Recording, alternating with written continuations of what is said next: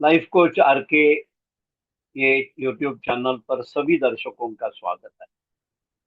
24 बरस से हम लाइफ कोचिंग और बिजनेस कोचिंग बाबत सेवाएं देते आए हैं। ऐसे ही लाइफ कोचिंग के बारे में आज हम एक नया विषय लेकर आए हैं, वो यानी दासबोध की सीख। दासबोध एक वैज्ञानिक विषय प्रणाली जो अत्यंत आसानी से एवं सहजता से जीने की कला सिखाने वाला ग्रंथ। इसमें 20 दशक है। हर दशक में 10 समास यानी 10 विषय है। समय की पाबंदी ध्यान में रख के हम 5 विषय एक विभाग में लेंगे। ऐसे 40 विभाग बहुत आसानी से दासबोध आपके सामने प्रस्तुत होने वाला है।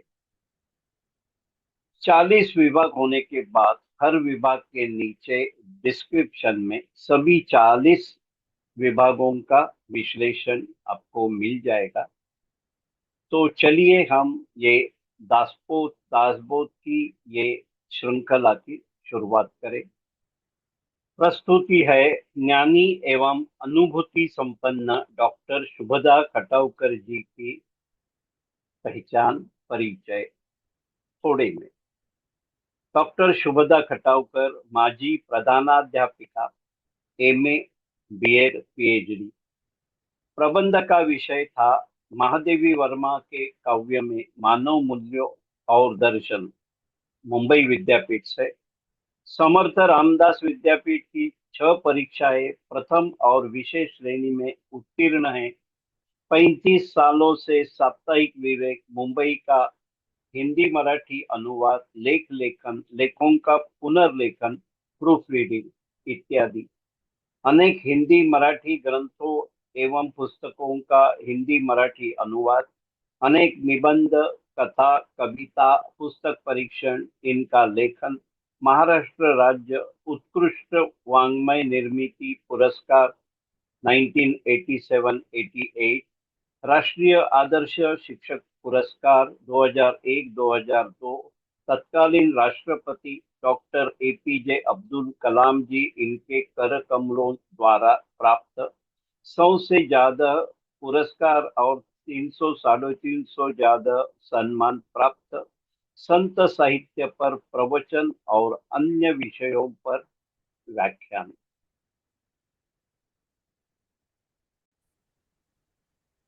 Doctor Shubhada ji Khatavkar, life coach आर के यह यूट्यूब चैनल पर दासबोध की सीख ये सीरीज में आपका फिर से एक बार स्वागत है।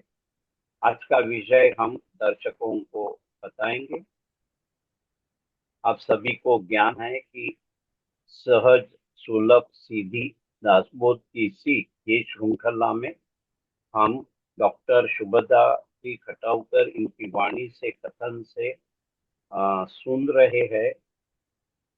आज है विभाग 27वां, दशक 14वां, अखंड ध्यान नाम। पहले 5 समाज आज हम इधर ले रहे हैं। विषय है निस्पृह के लक्षण और नाम, भिक्षा का निरूपण, कवित्व का कवित्व कला का निरूपण, कीर्तन के लक्षण, हरि कथा के लक्षण। डॉक्टर शुभदा जी, आपको विनंती है कि आप आज का कथन आरंभ कीजिए। जय जय रघुवीर समर्थ। श्री राम श्री राम श्री राम। सभी दर्शकों, अभ्यासकों और रसिकों को मेरा साष्टांग नमन। आज हम 14वें दशक के अखंड ध्यान नाम इस विषय का अध्ययन करने जा रहे हैं। समर्थ काल में यूरोप के गणित के अध्ययन को विशेष महत्व प्राप्त हुआ था। साथ ही विज्ञान में वृद्धि होना भी आरंभित हुआ था। तो भी ज्ञानी एवं विचारवंतों के मन में धर्म का भारी प्रभाव या पकड़ थी। उस समय भारत में मात्र क्या स्थिति थी, तो ज्ञानी और विचारवंतों की हालत अत्यंतिक आलस्यमय एवं निष्क्रियता की थी। भौतिक विज्ञान की प्रेरणा का उनमें पूर्णता अभाव था। इतना ही नहीं तो अध्यात्म के क्षेत्र में भी सब भारतीय समाज ठंडा मतलब कृतिहीन बनाता।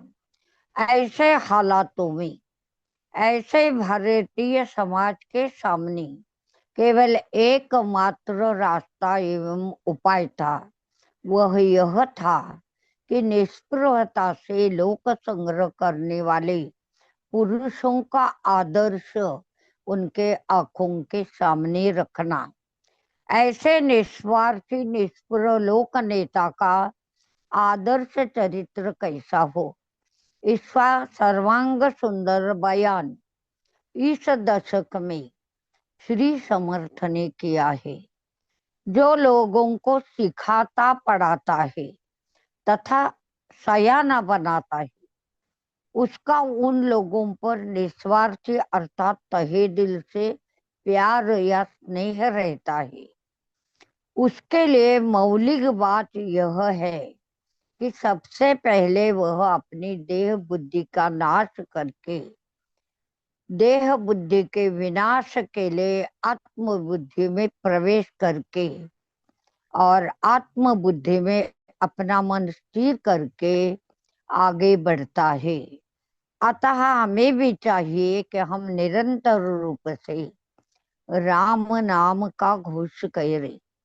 ऐसे मन में निस्वार्थी प्रेम की उपज होती है, अर्थात उसके बाद लोगों को दिशा दर्शाने की समर्थता भी हम में प्रकट होती है। आमतौर समाज जो है उसका अधिकांश रूप स्वार्थी एवं लालची होता है। वे प्रपंच में फंसते हैं, परंतु उस समाज में कुछ निस्वार्थी लोगों का होना निहायत जरूरी होता है। भारतीय समाज में एक ऐसा वर्ग था, परंतु उस समय उसका अधपतन होने के कारण वह बिल्कुल स्वार्थी बना था और इसी कारण भारतीय समाज की बहुत हानि हुई थी। इस प्रकार भारतीय समाज सचमुच ऐसी हालातों में पहुंचा कि उसे कहा जाए कि वह मानो सड़ने लगा। ऐसी स्थिति में श्री समर्थ को बहुत बड़ा दुख हुआ, परंतु केवल दुखद स्थिति में फंसकर वे बैठे नहीं, तो उन्होंने इस स्थिति का गहरा अध्ययन किया और उससे बाहर निकलने के लिए और लोगों को निकालने के लिए भारी भरसक प्रयत्न किए। यह प्रास्ताविक देखकर हम इस दशक के अगले समाज की ओर मुड़ते हैं। उसका शीर्षक है निस्पृह लक्षण नाम। यह समास अन्य समासों से बहुत बड़ा अर्थात सीधी 80 ओवियों से समाहित है। इसमें श्री समर्थ ने 6 मुद्दों का बयान किया है जो अत्यंतिक महत्वपूर्ण है। पहला मुद्दा है कि समर्थ अपनी भाषा के संदर्भ में ही आरंभ करते हैं। वे कहते हैं, मेरी भाषा सीधी सरल स्पष्ट परंतु बड़े साहस के साथ अभिव्यक्त होने वाली है, अतः वह परिणाम साधने वाली है। दूसरी बात है, प्रत्येक समाज में वे बड़े अनुग्रह पूर्वक बता रहे हैं कि निष्पृह जो पुरुष है उनका बर्ताव अर्थात आचरण कैसा होना चाहिए, उनमें कौन कौन सी बातें आचरित होनी चाहिए। इससे तत्कालीन समाज के सामान्य नेता की व्यवहार नीति हमारे ध्यान में आती है। साथ ही यह भी समझ में आता है कि लोग अभी अपने स्वार्थ पूर्ति के हेतु नेता को अपने दुष्ट जाल में कैसे फंसाते होंगे। समाज नेता को ही लोक संग्रह करना पड़ता है। तब उसकी पूर्ति करते समय सबसे पहले उसे वर्तमान जीवन प्रणाली का गहरा अध्ययन करना पड़ता है। तब नेता की आचार संहिता की सचमुच निपुणता एवं यथार्थता की कसरत या परीक्षा होती है। इसका कारण यह है कि उसे लोगों से सौहार्द पूर्णता से रिश्ता नाता मित्रता जोड़ने के लिए जो सामर्थ्य चाहिए वह एकांत स्थिति में रहकर उसकी साध्यता करना नितांत आवश्यक है। परंतु ऐसा नहीं होता है, इसलिए उसे परिस्थितिवश लोगों के साथ मिलजुल कर साथ ही उनके रहकर उनमें परिवर्तन लाना पड़ता है। लेकिन समर्थ कहते हैं कि एक बात का यहाँ ध्यान रखना चाहिए कि वह लोगों के हाथों की कठपुतली न बने। अतः ये कठपुतली न बनने के लिए चातुर्य का सीखना नितांत आवश्यक है। उसे अपने सभी कार्यकलापों आचार विचारों में समतोल रखना पड़ता है। अतः ये कठिन कला सीखने की जो सिद्धि है उसमें निपुणता प्राप्त करनी है। इसके लिए आगे चलकर वे ऐसा मार्गदर्शन करते हैं कि लोगों में विचरते समय बड़ी निष्ठुरता से अपनी दैनिक साधना में जरा भी आनाकानी, आनाकानी का मतलब है दुर्लक्षित करना, तो दुर्लक्षित न करके अपनी जो निजी आकांक्षा है उनकी पूर्ति भी उसे करनी है। अगली बात है सब कुछ करने पर भी कर्तेपन की भूमिका से उसे कोसों मील दूर रहना है। लोक कल्याण के सभी कार्यों की पूर्ति लोगों से ही करानी है। अगली बात है किसी भी स्थिति में मन की संतुष्टावस्था की अक्षय रक्षा करना उसका महत्वपूर्ण कर्तव्य है। ऐसे सब सद्गुणों से संपन्न समाज हितैषी कर्तृत्व के सम्मान से दूर रहने वाला ऐसा नेता समाज को उपलब्ध होना ये समाज का सौभाग्य है। और ऐसा सौभाग्य हर एक में प्राप्त हो वह अपने सौभाग्य से समाज में वंदनीय पूजनीय समाज हितैषी कार्य करता रहे। यह सीख लेकर इस 14वें दशक के दूसरे समाज की ओर हम चलते हैं जिसका शीर्षक है भिक्षा निरूपण। श्री श्लोक गधवा में श्री विठोबा अण्णा ने श्री समर्थ का बयान इस प्रकार किया है। वे कहते हैं कि यह पुरुष भिक्षा मांगने वालों में सबसे श्रेष्ठ था, तो भी वह समर्थ इस ओहदे तक अर्थात सम्मान तक सीधे पहुंचा। साथ ही दास होकर भी वह स्वामी की ऊंचाई तक पहुंचा। ऐसा जो साधु वह रामदास और उसकी सुंदरता एवं वैचारिक जो संपन्नता है उसका वर्णन वैसे तो शब्दातीत है। इस समाज के अध्ययन के पहले ही अभ्यासक मुमुक्षु साधक इन सब में गौर करने की बात यह है तथा ध्यान में लेने की बात यह है कि समर्थ की भिक्षा ये कोई दुर्भिक्ष नहीं है, वह किसी भी प्रकार की निजी स्वार्थ पूर्ति या दीनता भी नहीं है। श्री समर्थ तो स्वभाव से दीनत्व या निर्धनता को कतई स्वीकार न करने वाले हैं। समृद्ध एवं लक्ष्मी कमाने की प्रचंड ताकत उनमें होने पर भी उन्होंने भगवंत के लिए और समाज के लिए अपनी मंजिल प्राप्त करने के लिए स्व संतुष्टि से जो दुर्भिक्षता स्वीकृत की, उसे ही वे भिक्षा कहते हैं। आत्यंतिक अकर्मण्य स्थिति में भिक्षा पात्र का प्रयोग करना वस्तुतः शर्मनाक बात है। ऐसे मनुष्य ना संसार का उत्तरदायित्व निभा सकते हैं, ना परमार्थ की सिद्धि कर सकते हैं।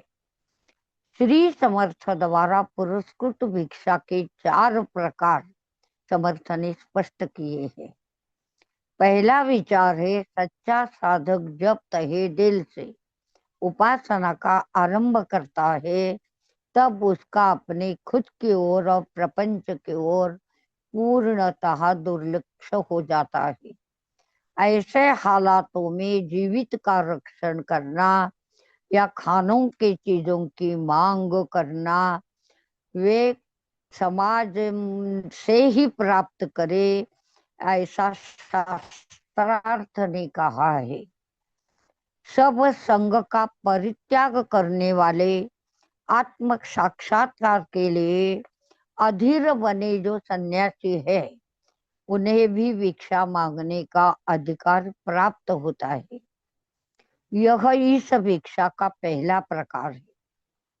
दूसरा है, देह बुद्धि से परिपूर्ण होकर जीवन जीने वाले मनुष्य की सबसे बड़ी चिंता ये होती है कि अपने जीवित को जीवित कैसे रखा जाए, अर्थात इसकी पूर्ति के लिए उसे किसी न किसी के आर्थिक बल की मदद की निर्भरता जरूर होती है। पैसों के अभाव में वह जीने की कल्पना तक नहीं कर सकता और ये अत्युक्ति नहीं है। अतः काम वासना, मान सम्मान, इज्जत, मशहूरता, लोकप्रियता, ऐसी बातों का त्याग सहजता से किया जाता है, परंतु पैसों का त्याग या प्राप्ति, इनका त्याग सहजता से नहीं किया जाता। अतः हमें भगवान पर सच्ची श्रद्धा एवं विश्वास रखकर की सिद्ध कर लेनी चाहिए। भिक्षा से यह बात सिद्ध होती है। यहाँ भिक्षा का यह अर्थ है तथा लक्षण है कि विरागीपन। परंतु संत तुकाराम की जो भिक्षा उनके साहित्य में आई है, वह समर्थ की भिक्षा नहीं है। उनका दोनों का वर्णन अलग अलग है। तुकाराम की भिक्षा के पीछे देह वृत्ति की अधिकता है और रामदास के कथन के पीछे भिक्षा का जो अर्थ प्रेरित है, उसमें वैराग्य की अधिकता है। तीसरी बात है, श्री रामदास यहाँ पर यह अभिव्यक्त कर रहे हैं कि अनेक शाखाओं जो समाज में ज्ञान से प्रेरित है, उनका अध्ययन समूची जिंदगी भर करने वाले जो लोग होते हैं, तो उस समाज को जिंदा एवं जागरूक रखने का काम वे करते हैं। तो ऐसे मनुष्यों की जिंदगी का अधिकांश समय अध्ययन अध्यापन में बीता है।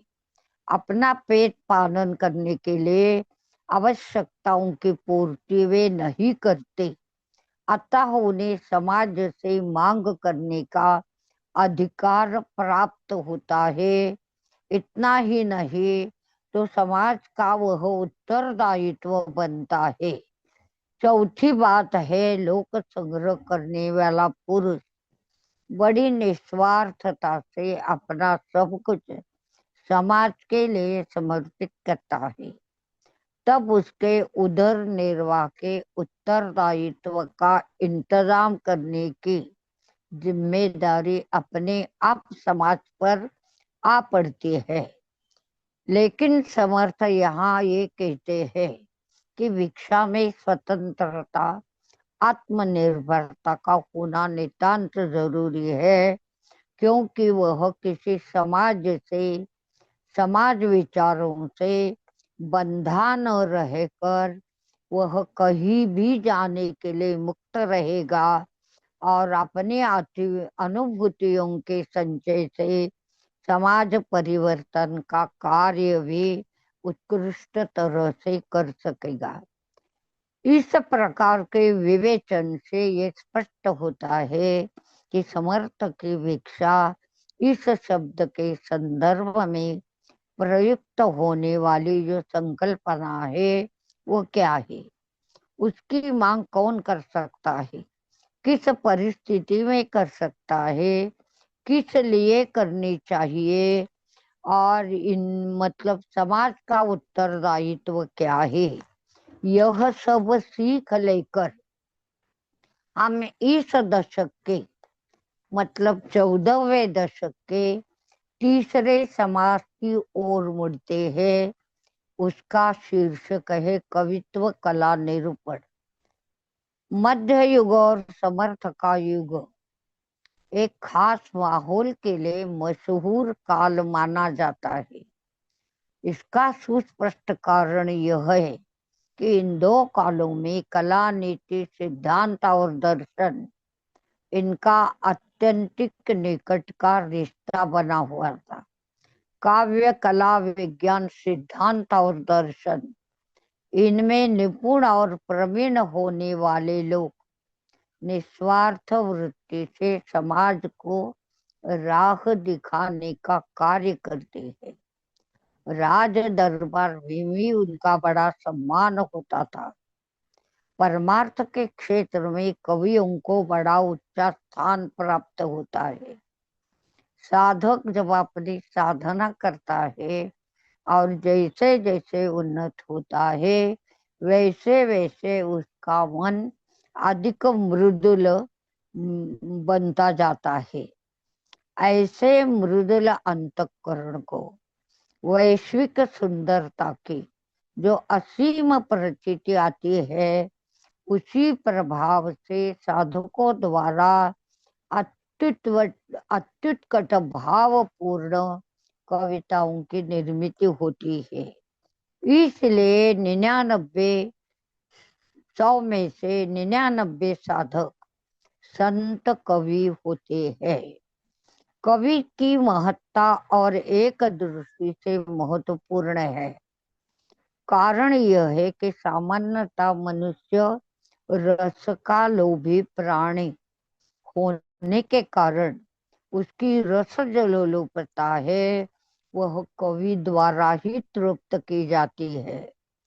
प्रतिभा से संपन्न बना हुआ कवि जीवन के अत्युच्च स्तर पर पहुंचकर और इस समूचे जीवन की जो क्षमता है वह उसमें प्राप्त होती है और सब प्रकार का ज्ञान एवं आकलन भी उसमें आता है, तो उसे व्यक्त करने के लिए वह प्रतिभा के तरह तरह के मार्गों का चुनाव करता है। इससे नित्य नूतन कविताओं की निर्मित होती है। प्रतिभा के वरद हस्त की भी उसे प्राप्ति होती है। ऐसे कवियों में ओज, प्रसाद और माधुर्य, इन गुणों का समुच्चय होता है और वे विस्तृत एवं बड़े विषय का अत्यंत उत्कृष्ट तरीके से काव्य में उसकी परिपूर्ति करते हैं।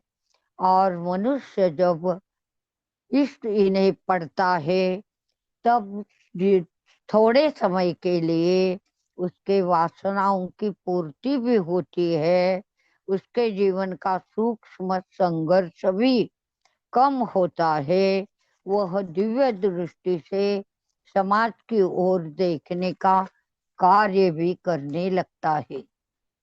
ऐसा काव्य या रचनाएं सांसारिक दुख से पीड़ित व्यक्तियों को आनंद, खुशी, संतुष्टि प्रदान करती है और परिणामतः दुखद घटनाओं से कुछ समय तक उसकी मुक्ति होती है। वह कवि जिसे कवि भगवती का या भगवंत का वरदहस्त प्राप्त हुआ है, वह अपनी रचनाओं की कुशलता से आम आदमी में भी भगवान से संबंधित प्रेम, स्नेह, इन बातों की निर्मित करता है। भक्ति मार्ग का मूल जो पाया है वह है नाद ब्रह्म की उपासना। इसलिए भक्ति मार्ग पर अग्रसित होने वाले कवि शारदा की कृपा से कृपांकित एवं वरद हस्त प्राप्त किए होते हैं। ऐसे कवियों से साधना काल में और अनुताप से सुशोभित हुए काव्यों के, प्रार्थनाओं के, उपदेश प्रवचनों के जो निर्मित होती है उनमें सब प्राणता होती है। जीवित मतलब जीवितता का भी अनुभव आता है तथा आत्म साक्षात्कार होता है। तो ऐसी कविता जिनमें भाषा की प्रभुता, चमत्कृति, रस भाव, चैतन्य की भावना, भव्यता होती है, उनका अध्ययन हमारे लिए बहुत जरूरी है क्योंकि वह हम पर बहुत प्रभाव डालता है। तो श्रोताएं भगवंत की ओर सम्मुख होने के लिए भी प्रवृत्त होते हैं। तो ऐसी कविताएं मनोरंजन के साथ साथ आत्मबोध दिलाने का काम भी करती है। तो ऐसे कविताओं की प्रशंसा और वर्णन करना इस समाज का पहला काम है और प्रांजल पेटिका पर समर्थ ने यह काम अत्यंत समर्थता से किया है और इनका पठन जब हम करते हैं तो आत्मोद्धार के लिए समग्रता की जी, मनन चिंतन की जो भाव भूमि हमें प्राप्त होनी है वह इस चिंतन से होगी और इसलिए हम यह समाज गहरे अध्ययन से पढ़ेंगे, अध्ययन करेंगे। यह सीख लेकर इस 14वें दशक के चौथे समास की ओर मुड़ते हैं जिसका नामकरण है कीर्तन लक्षण। सर्वोत्तम कविता का सर्वोत्तम लक्षण अर्थात शब्द चमत्कृति है। इसका सविस्तृत बयान तीसरे समास में हमने देखा। अब इस समास में समाहित होने वाले केवल 35 ओविया है। इनमें श्री समर्थ ने एक छोटी सी शब्द चमत्कृति ही हमारे लिए प्रस्तुत की है। उन्होंने क से क्ष तक के हर व्यंजन के लिए एक स्वतंत्र ओवी की निर्मित की। ग के लिए न, यो के लिए यो, ण के लिए न, श के लिए न्यो और एक एक ओवी लेकर ये प्रवास किया है। ग के लिए मात्र कोवी ओवी की निर्मित नहीं की। यहाँ उन्होंने कीर्तनकार और कीर्तन इस विषय का जो कई प्रस्तुति की है वह अत्यंत उत्कट है। तो इसी भावार्थ को ग्रहण करके हम आज के 14वें दशक के आज के समापन के 5वें समास की ओर मुड़ते हैं। उसका शीर्षक है हरि कथा लक्षण। संत साधु सत्ता महंत भगवंत और शास्त्रकार इन सबकी प्रांजल राय है कि कलयुग में हरि कीर्तन का स्थान सर्वोपरि है। परमार्थ की मानो वह श्रेष्ठ चाबी है जिससे हमें वृत्ति की स्थिरता प्राप्त होगी। परमार्थ में और ज्ञान मार्ग में एकाग्र चित्त से अत्यंतिक सूक्ष्म विचारों की प्रक्रिया जारी रखना, यह वृत्ति हमें पनपना, अंतर्मुख बनना, ये बातें बहुत जरूरी है। योग मार्ग की यह विशेषता है कि अपने मन की समर्थता से वृत्ति को इस प्रकार रोका जाता है कि वह जरा सी भी यहाँ वहाँ नहीं फैलती है तथा उसका अंकुरण भी प्रस्फुटित नहीं होता है। इस प्रकार वृत्ति की स्वाधीनता हमारे कब्जे में होने से उसमें ही अपना चलन वलन विचरण मनोबल कैद करने के कारण मनोबल में जो कुंडलिनी की सहायता हमें मिलती है और उससे हमारी सुषुम्ना और आगे बढ़ती है और अंततः वह अपने हृदय में स्थिर होती है। ये जो सारी विज्ञान युग की वृद्धिंगता है और जो सुविधाएं है वह आशा अभिलाषाओं से संपृक्त मनुष्य जीवन का विषय सुखों का ही वर्णन करती है। अतः मनुष्य का हाथों में ना आज प्रपंच रहा है ना जो परमार्थ भी रहा है। तो भक्ति मार्ग में मनुष्य निर्जन स्थिति की स्थिति करके भगवान के चिंतन स्मरण में मशगूल भी नहीं हो सकता है। ऐसी उसे आदत ही नहीं डाली जा सकती है। इस प्रकार की विचार धारणाओं से मोहित समूह में जो समष्टि मन बनता है या बड़ा भारी मन बनता है, इसका लाभ कर लेने के लिए कीर्तन का ही मार्ग अत्यंतिक समुचित है।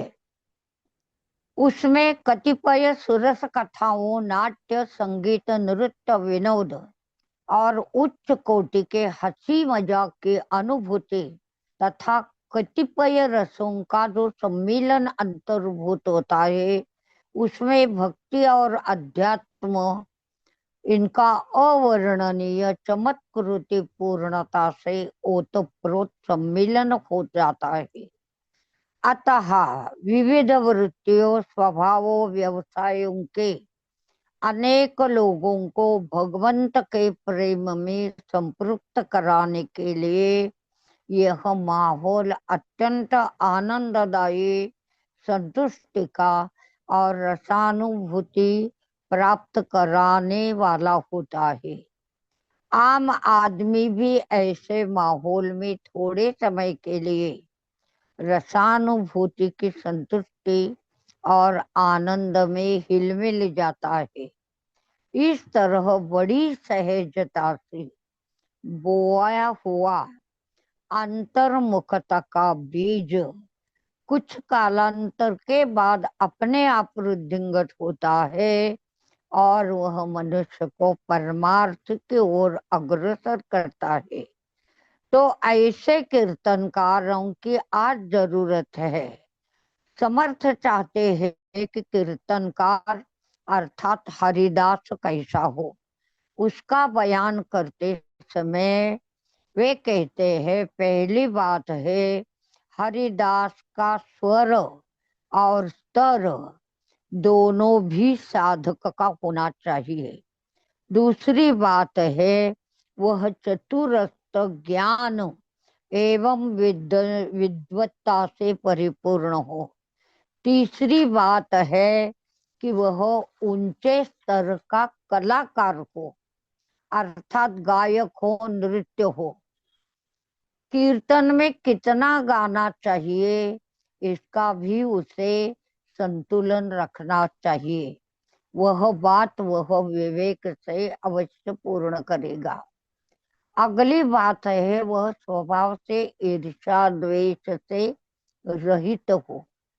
पांचवी बात है वह संतों के स्नेह से मतलब स्नेह के समीप हो। छठवीं बात है भगवान के नाम पर उसका प्यार और भरोसा हो। साथ ही उसके कीर्तन में इन बातों को समाहित करना मूलतः अत्यावश्यक है। तो और कौन सी बातें चाहिए? तो वे कहते हैं कि वह ऐसा कीर्तन करे कि जो श्रोताए है उनमें सगुण भक्ति की सहजता वृद्धिंगत हो जाए। दूसरी बात है कि वह कथा ऐसी तरह कथित करे कि भगवान के मन में भी करुणा का स्रोत उमड़ जाए। तीसरी बात है श्रोताओं की श्रेणी क्या है, उनके गुण दोषों की चर्चा न करे, अखंड रूप से नाम का घोष करे। अगर साधु जन श्रोताओं होकर बैठे हैं तो अद्वैत का प्रतिपादन करना नितांत आवश्यक होता है। अगली बात है श्रद्धालुओं के सामने विरागी वृत्ति और अनुताप इनका वर्णन अवश्य करे। कीर्तन में सब रसों का सम्मेलन हो, लेकिन वे कहते हैं कि श्रृंगार का वर्णन करते समय उसे अत्यंत जागरूक रहना चाहिए और स्त्रियों के रूप लावण्य का बयान उसे टाल देना चाहिए। अगली बात है अपनी लगन भगवंत से लगाकर अंतरंग में भगवान की प्रतिष्ठापना करे, अर्थात इन्हीं गुणों से संपन्न होकर वह खुद के और विश्व की कल्याण कामना की पूर्ति करे और ऐसी कल्याण कामना सबके मन में उदित हो जाए। उसकी पूर्ति के लिए वह शीघ्र ही कृतिशील हो जाए और श्री समर्थ का उद्दिष्ट भी धीरे धीरे पूर्तता की ओर बढ़े।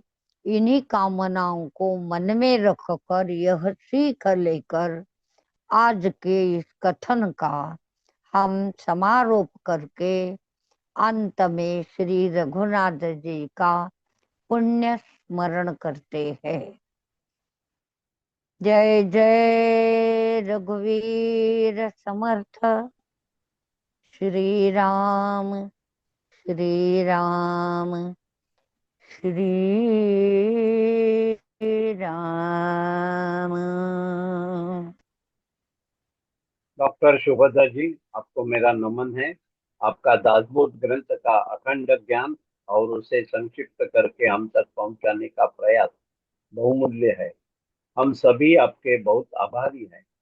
आपने सरलता से किए हुए कथन का लाभ सभी श्रावक अवश्य लेंगे, यह मेरा विश्वास है। सभी दर्शकों को विनती है कि यह सीख आपके परिवार और परिचय के सभी सदस्यों तक पहुंचाइए। डॉक्टर शुभदा जी, आपके ये बहुमूल्य ज्ञान और अमूल्य समय के लिए हम आपके बहुत आभारी हैं। आप सभी दर्शकों का भी मैं आभारी हूँ। दर्शकों, दासबोध की सीख ये श्रृंखला में हम आज के लिए यहाँ रुकते हैं।